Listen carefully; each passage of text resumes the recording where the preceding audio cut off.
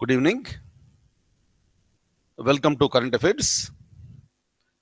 First of all, tomorrow is December 25th. Entire world is going to celebrate a tremendous festival, Christmas. And I wish you all and everyone who is celebrating this festival tomorrow a very happy and Merry Christmas. Today we'll look at one particular area, that is Jnanpith Award. So when it comes to Jnanpith Award, this is an award that is given in the literary field. And Jnanpith Award is considered to be the highest honor in literacy. In literature. And very recently, right, yesterday itself, it has been announced once again for the year 2016. So it was started in the year 1965, and every time, almost every year, so it is being given to so one person or the other. So for the year 2016, it has been given to Shankar Ghosh. So he is the latest recipient of this particular award. So with respect to our examination, so many times there was a question. So who is the latest recipient of this award? So in any forthcoming examination, it may be a question. Please remember this. But otherwise, I have some more information with respect to this particular award, rather the greatest award in the literature, so that I would like to share with you. Right? And please remember each point that I am going to give it to you with respect to Gyanpeeth Award. Please have a look at this. Look at this. So Jnanpith Award, it means knowledge seat. So this is the highest literary award in India. This is presented by Bharatiya Jnanpith. It's a trust founded by Sahu Jain Shantilal Prasad Rahul Jain family, the publishers of the Times of India newspaper.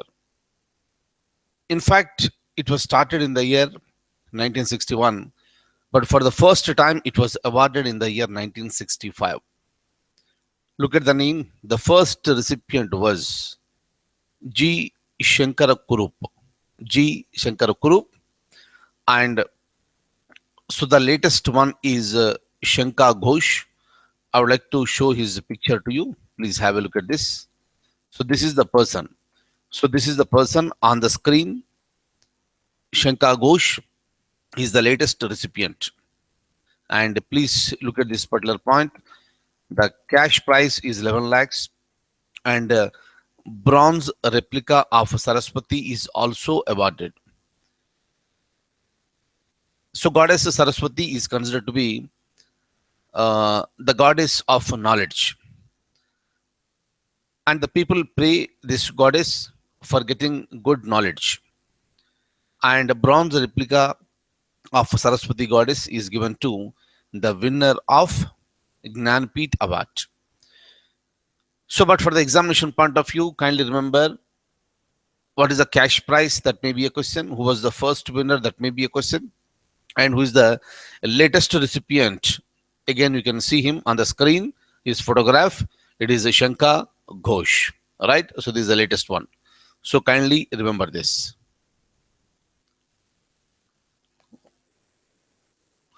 Right? I would like to discuss one more thing with you.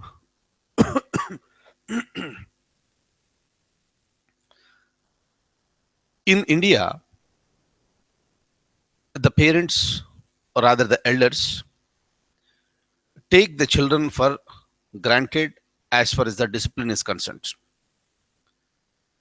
So in order to maintain the discipline, the elders or the parents or the teachers at school, so they beat the children sometimes and they scold the children sometimes.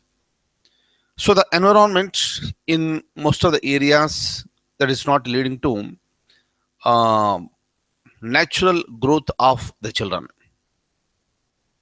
Of course, that is a part of our system. So we have this tradition, and it is being practiced by most of the people in the country.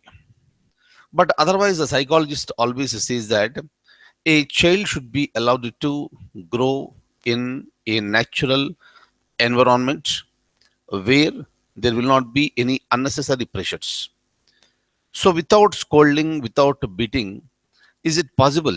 Is it possible for a child in India so to grow?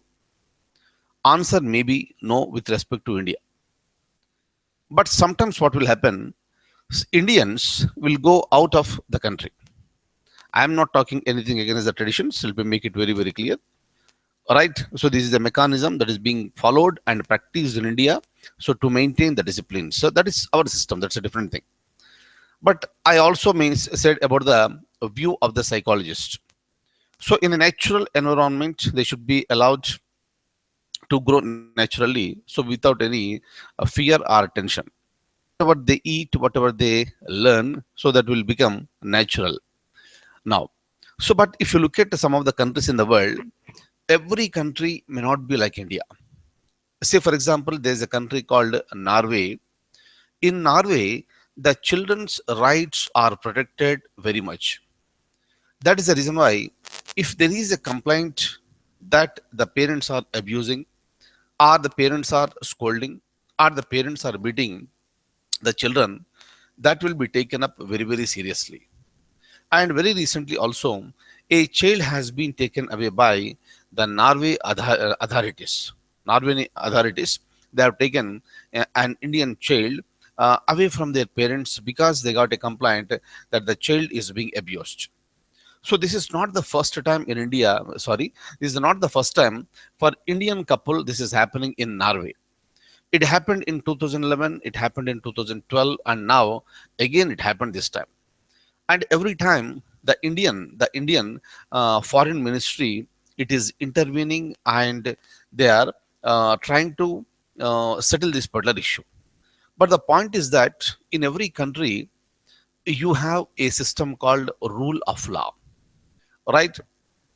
So everybody should be treated equally. That is number one. So in the similar manner, the people who are living in a particular country should be treated equally. So obviously, all the laws are applicable equally for the citizens and also for the non-citizens. So of course, this is also true with respect to India.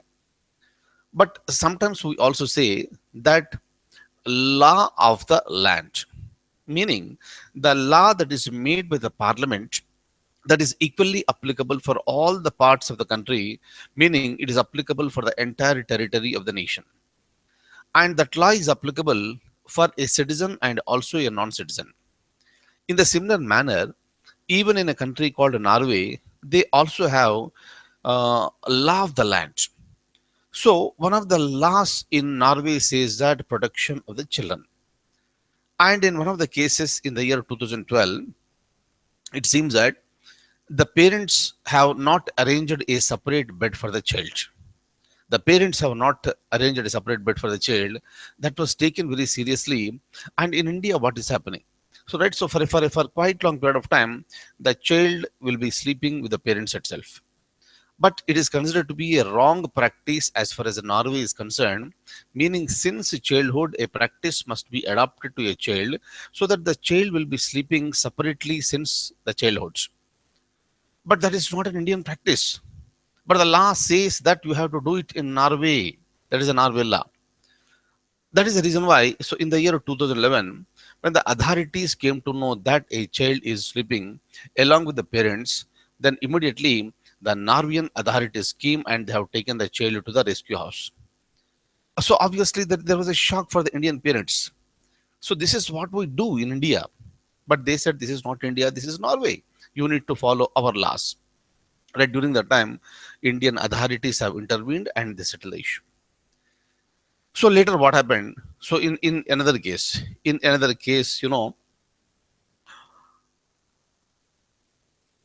a child is wetting his pants, right? So during the time, what will happen in India? So whenever a child does like this, so we try to this scare a child by saying so many things, right?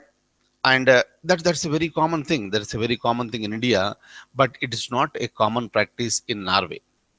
And in Norway, when Indian parents have said the same thing to a child, that child, this they said very clearly, if you wet your points again, you will be sent to India and you will be sent to your, grandparents. So you need to stay there and you will not be permitted to stay with us. Later, the child tomorrow, the next day, so he went to, the school, and he did not know he was a child. Right, that boy, out of this discussion, so he spoke the same thing to his friends, and that was heard by one of the teachers in the school, and the teacher took the boy to the management and the complaint was lodged. So later what happened? So these parents were arrested. Parents were arrested for threatening a child. How dare you to say to a child that you will be sent back to India? So meaning, so that is considered to be a very serious. So in India, of course, it's a common thing, but Norway, this is not common. I'm clear. So during that time, this both the parents were arrested, and the child was separated from the parents, and the child was kept separately. Again, Indian authorities had to intervene. Again, Indian authorities have intervened, and they have tried to settle the issue. Meaning is simple: the law of the land is very, very important. So wherever we are living, that particular country's law must be followed. As long as we are in India, Indian laws must be respected. Whenever Indians go to some other country, first of all, they should be very clearly aware. They should be very clearly aware of the laws of that particular country, and those laws must be respected. So now, some people will argue that with respect to the protection of the child rights, why don't you adopt the same laws that are being practiced in Norway? So I don't think it is possible in a country like India. So because we have age-old habits of this controlling the children on the name of the discipline, so that may not be possible. But so we can think maybe over a period of time it may come up, because through Right to Education Act, it is made very, very clear that teachers should not beat the children. Teachers should not beat the children. Clear? So that's okay. Up to that, it's okay. But whatever the house, at home, what happens? So maybe so over a period of time, of course, so because the awareness levels are increasing, psychological aspects are very clearly being understood. That is the reason why, so this is the time that the parents must be more aware about the children's psychological aspects. Accordingly, the child has to be nurtured, and the child is going to become a better and better citizen for the nation tomorrow. Right? And that's all for the day. And I once again wholeheartedly and very warmly wish you all a very, very happy and merry Christmas for all my close friends who are celebrating in India and across the world. And I wish you a very, very, very happy day. And I'll see you in the next class. And thank you so much for being with me this evening. Take very good care of yourself. Good night.